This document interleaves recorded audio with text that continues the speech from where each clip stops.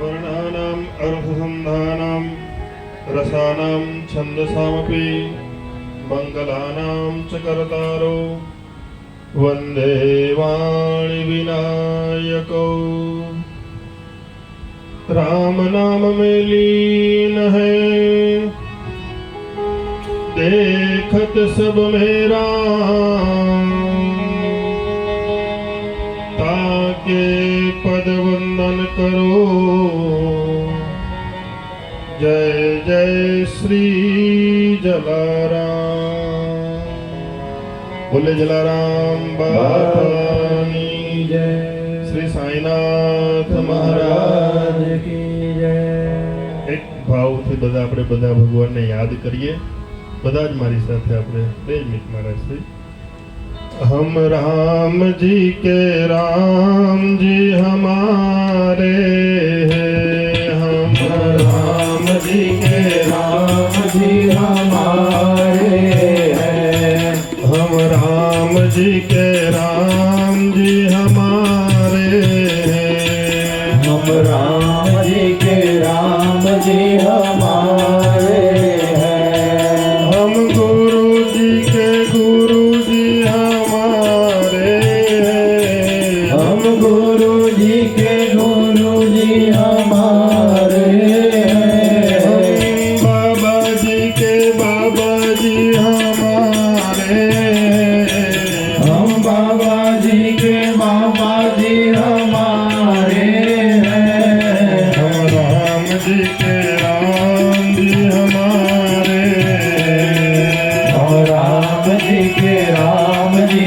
हमारे हैं, हम साईं जी के साईं जी हमारे हैं, हम साईं जी के साईं जी हमारे हैं।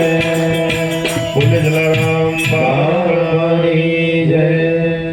પુણ્ય સરેલા આ ભૂમિ આ સ્થાન ઉપર બિરાજમાન ભક્તરાજ એવા જલારામ બાપાના ચરણોમાં કોટી કોટી વંદન, તેમજ આ પવિત્ર ધામને તીર્થ સ્વરૂપ બનાવનાર એવું સાંઈ ચરિત્રને પ્રણામ, અને ચરિત્રના અધિકારી વક્તા એવા સાઈ શરણાનંદજી મહારાજને પણ પ્રણામ।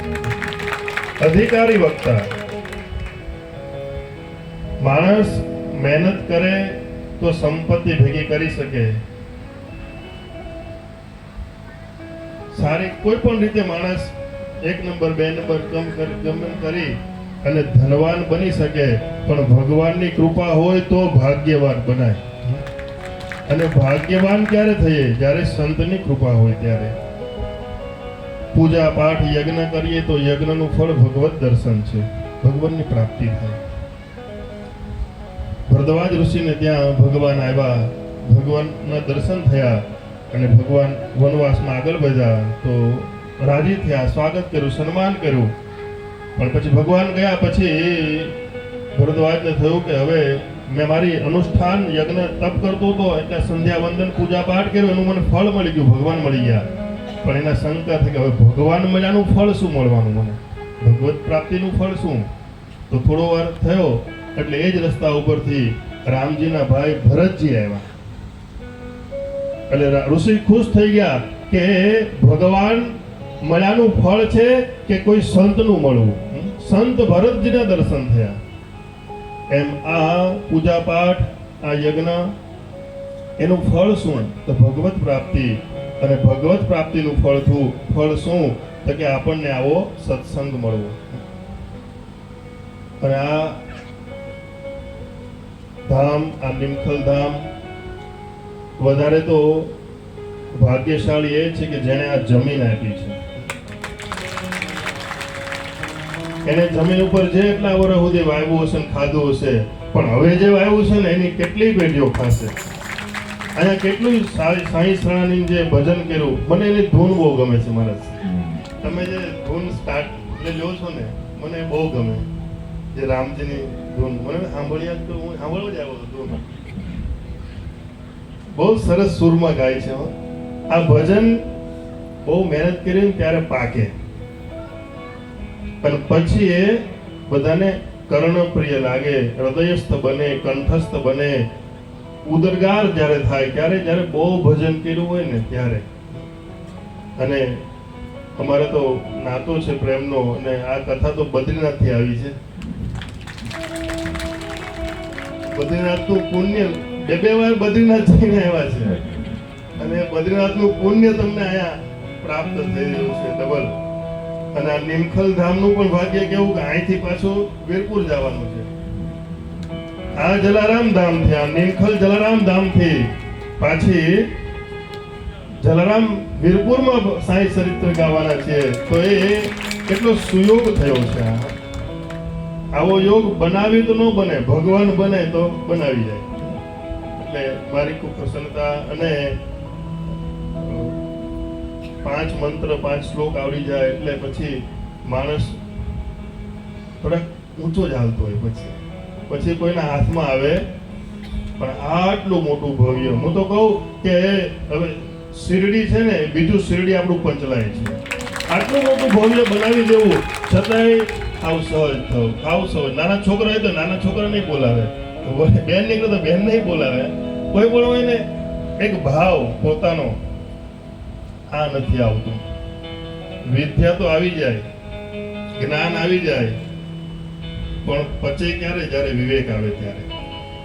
અને એ સ્વરૂપ આપણને અહીંયા સાંઈ શરણાનંદજીમાં આપણને દર્શન થાય છે કે આટલું મોટું નામ છે, આટલું બધું આખા વિસ્તારમાં પંચલાય એટલે સાંઈ ભાઈનું, સાંઈ એમનું જ નામ આવે આપણા મુખમાં, પણ છતાંય એ સહજ છે, સરળ છે. અને મને તો વધારે લાભ આપ્યો છે બદ્રીનાથમાં આવીને.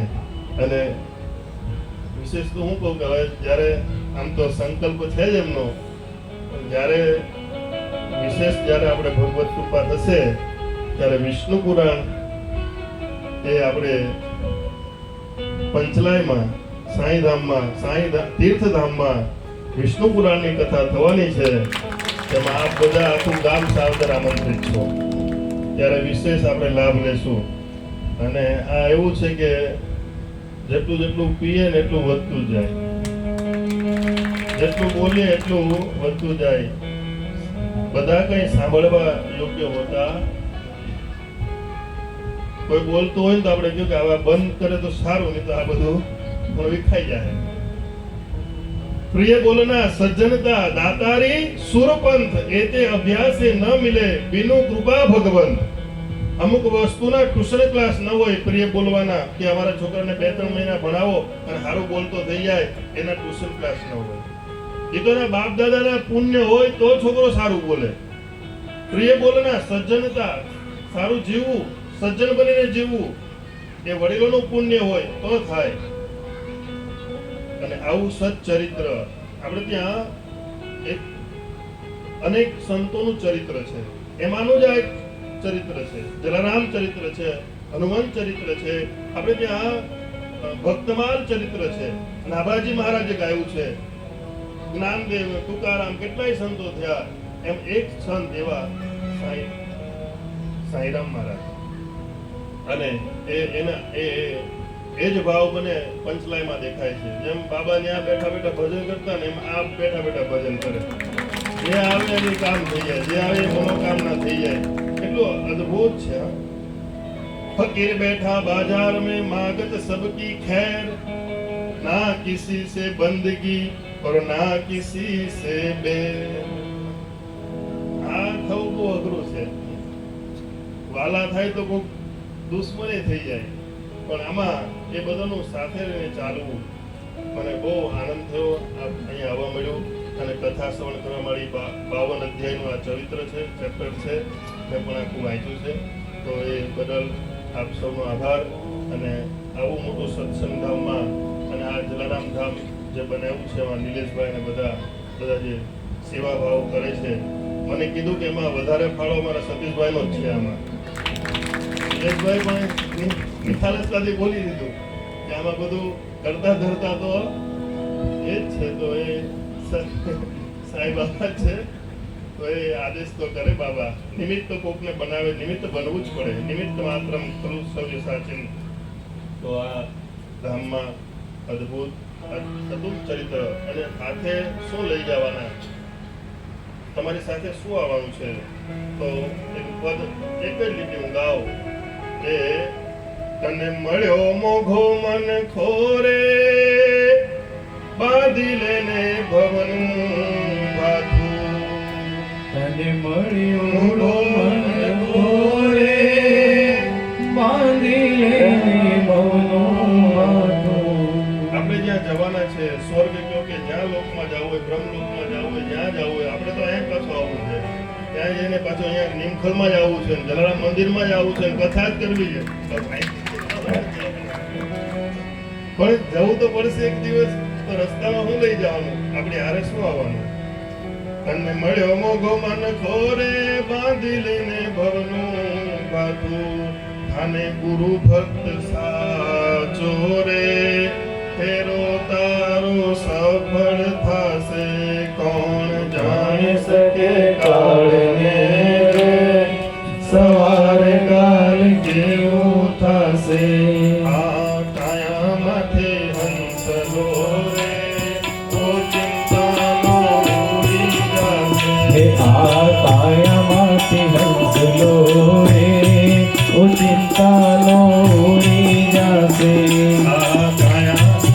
આપણે માણસ જરાક બીમાર પડે એટલે દોડીએ, બધા પરિવારના દોડે, ચાલો ચાલો આપણે એને દવાખાને લઈ જાય. દવાખાને જઈને ડોક્ટર કે ખલાસ, તો કોઈ ગાડી પાછા ન લાવે. કે હવે એને એમ્બ્યુલન્સ લાવો. આપણે મોટી મોટી ગાડી લઈ ગયા હોય એને દવાખાને, ભાઈને સારું થઈ જાય, ડોક્ટરને કે ડબલ પૈસા લઈ લેજે, તરત સારું કર. ડોક્ટર કે ખલાસ, તો હવે ગાડી એમને ખાલી જાય. હવે તો એમાં તો એમ્બ્યુલન્સ આવે.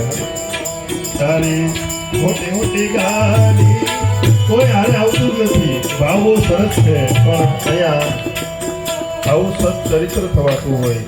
ચરિત્રવાન બનવા માટે કોઈ ચરિત્રવાનને ફોલો કરવું જોઈએ. શુભ ચરિત્ર સાંભળો ને તો જ ભગવત પ્રાપ્તિ થાય. એટલે કથાકાર જે છે ને એ દુનિયાને બહુ સારું દાન આપે છે.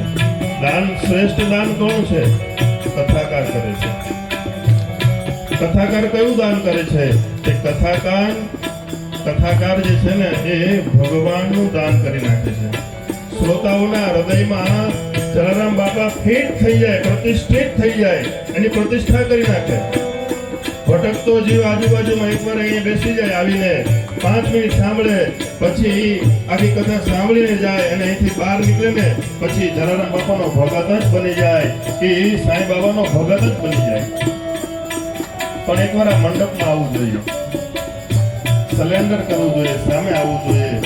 તો એ જ ભાવ સાથે આ અદ્ભુત આયોજન અને પૂર્ણાહુતિમાં પણ અહીં આવવાનો અવસર મળ્યો એ બદલ પણ આભાર. હવે જ્યારે સાંઈ શરણાનંદજી મહારાજ જ્યારે કહેશે ત્યારે આપણે પુરાણો પર ચર્ચા કરીશું. તો સદગુરુને પ્રાર્થના કરીએ કે એ સમય પણ બહુ જલ્દી આવી જાય એવી સદગુરુના ચરણમાં પ્રાર્થના. વિશેષ મહાત્માઓને ચરણમાં વંદના કરીએ. તો એટલું તો ચોક્કસ કહી દેવાય કે પ્રભુ પ્રેમ બનાએ રખના ચરણોं से लगाए रखना. प्रभु प्रेम बनाए रखना चरणों से लगाए रखना. प्रभु प्रेम बनाए रखना चरणों से लगाए रखना. प्रभु प्रेम बनाए रखना चरणों से लगाए रखना. एक आस तुम्हारी है विश्वास तुम्हारा है. एक आस तुम्हारी है विश्वास तुम्हारा है. तेरा ही भरोसा है तेरा ही सहारा है. तेरा ही भरोसा है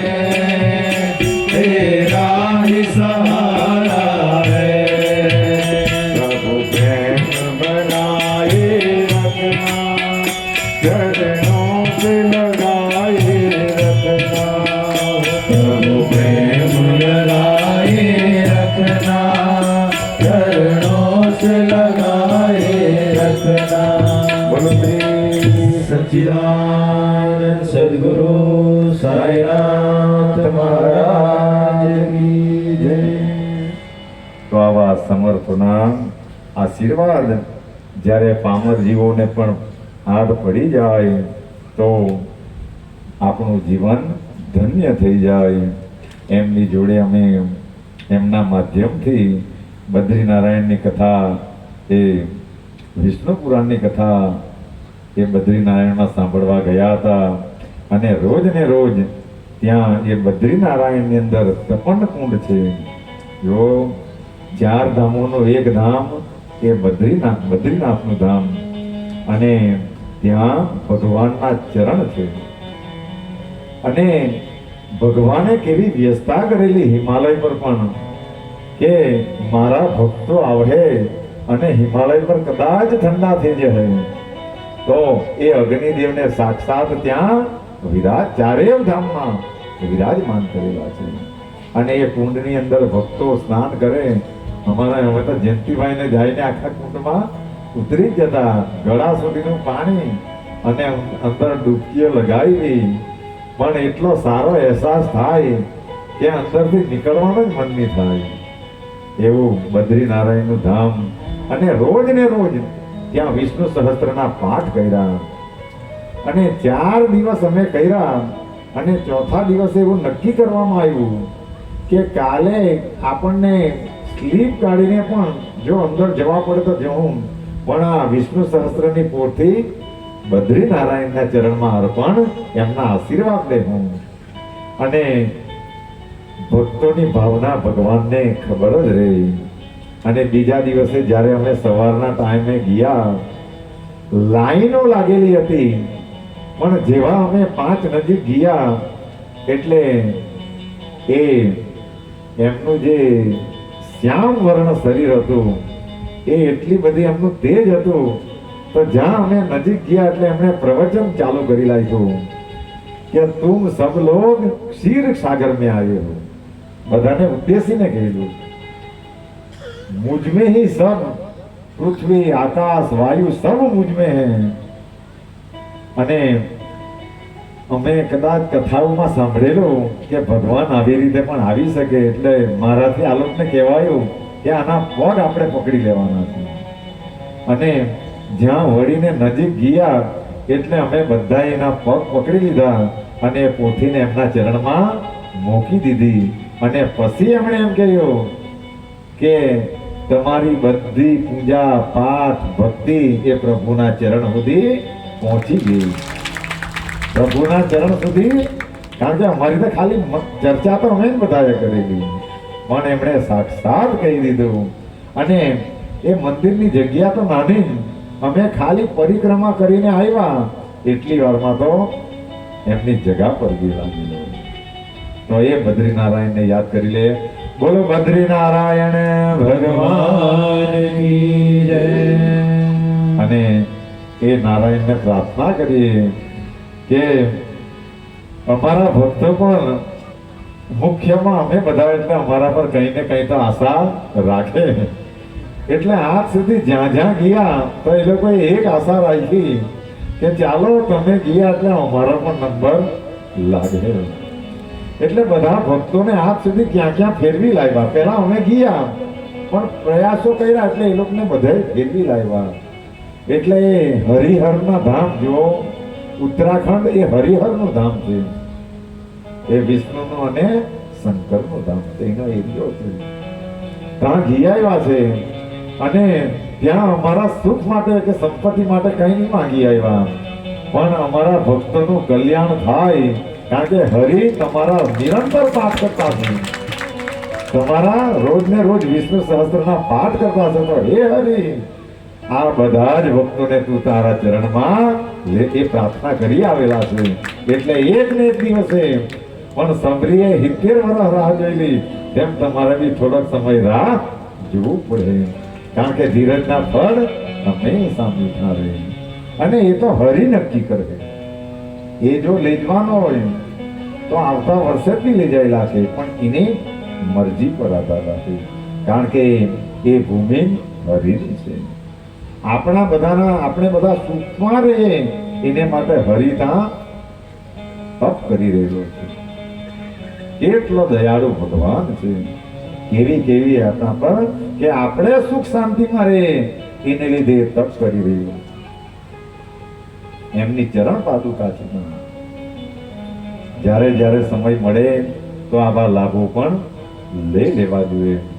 હવે એ હરિનું ધામ તે તો કેવું છે, તે તો જે ગયા તે આવ્યા નહીં એટલે કોને પૂછીએ?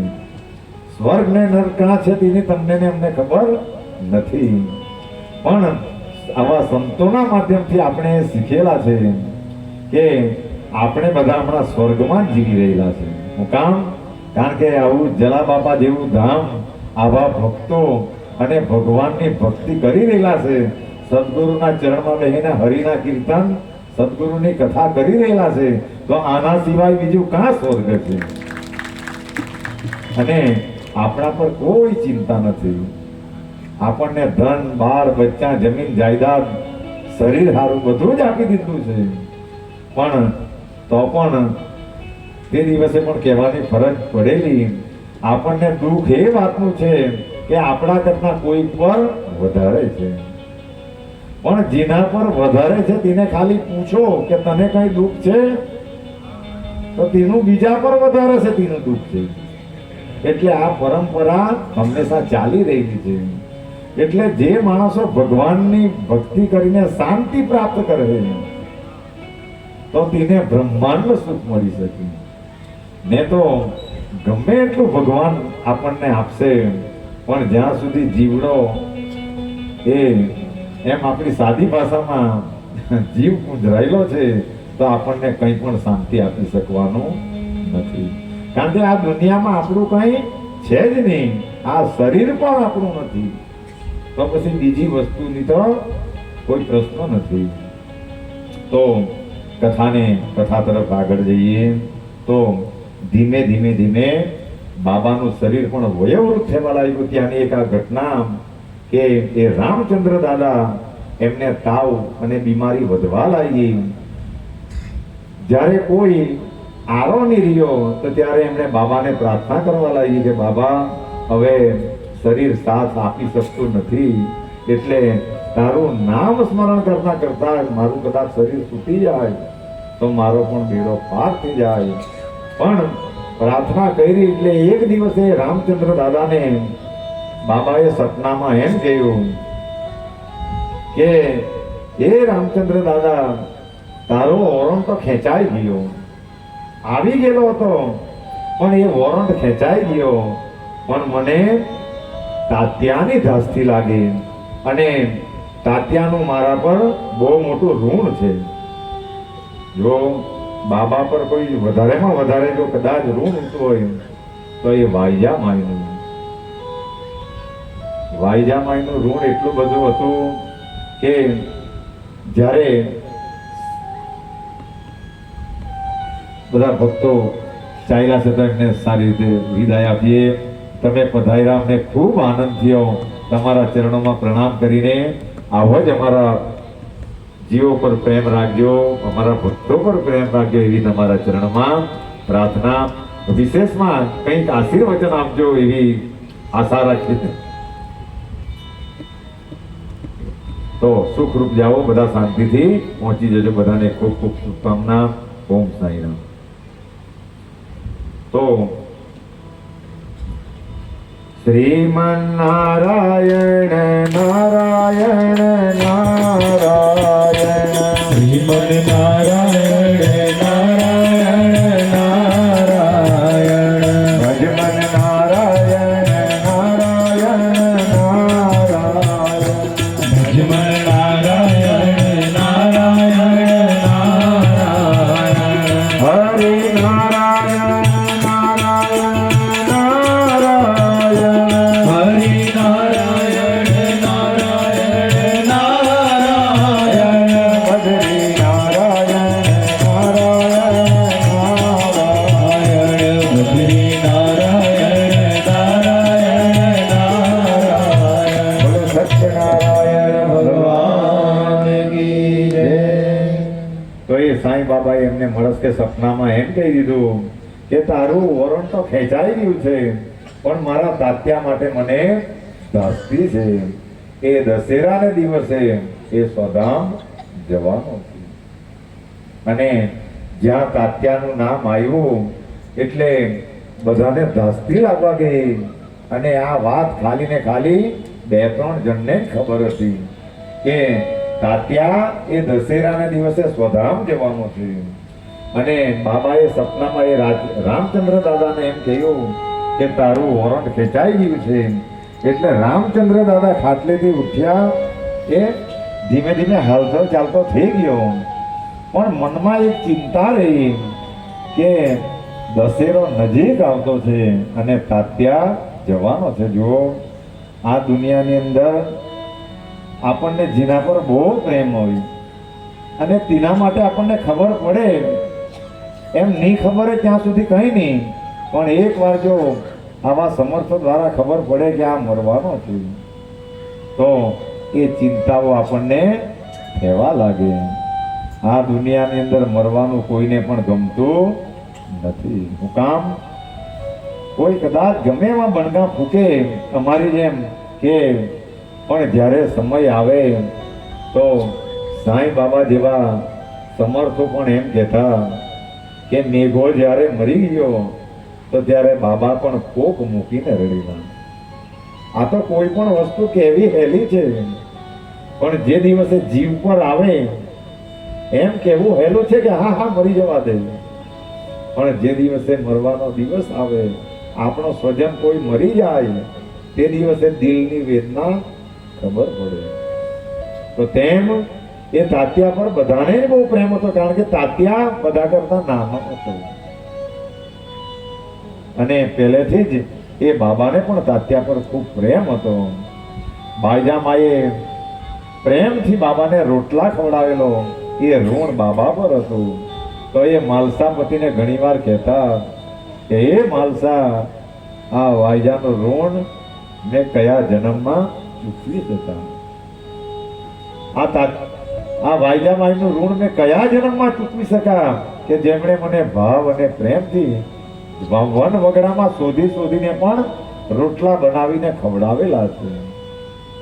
તો આ ઋણ એના સમયાંતરે મારે ચૂકવવું પડે. અને વાત પણ સાચી.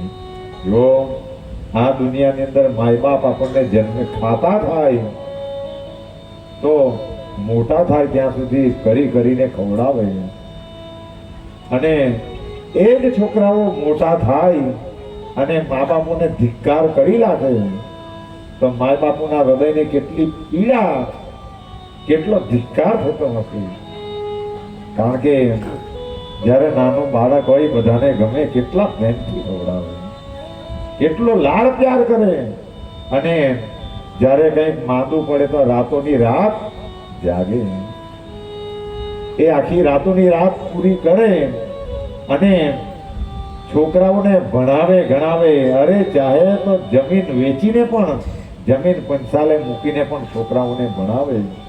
અને ભણી ગણીને છોકરાઓ હોશિયાર થઈ જાય અને પછી એ પોતાનીમાં મસ્તીમાં આવે. માય બાપોનો ખાટલો એક સાઈડ મૂકેલો હોય, એના બાજુ જ્યારે જોવા માટે પણ રાજી નહીં થાય, ત્યારે એક માય પર ને બાપના જીવ પર હું વીતતી હશે.